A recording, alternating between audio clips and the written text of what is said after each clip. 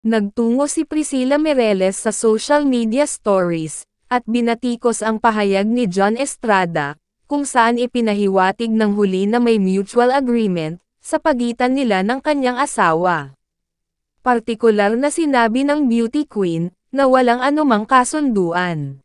Pagkatapos ay pinaliwanag pa niya ang paksa, at ipinaliwanag ang kanyang panig. To clarify, there was never any mutual agreement regarding our separation. We were married when I left the Philippines, and we remain married as of this time.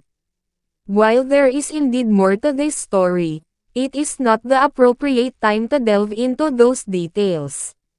Regardless of what those may be, however, it won't change the course of fate. Si Priscilla Mireles de Almeida, ang asawa ng aktor na si John Estrada, ay isang Brazilian model, host, actress, environmentalist at beauty queen. Noong 2004, nanalo siya ng titulong Miss Earth, ang gabi ng pageant na ginanap sa Pilipinas. Naging Miss Globe din siya noong 2003. Siya at si John ay may isang magandang anak na babae, si Annika.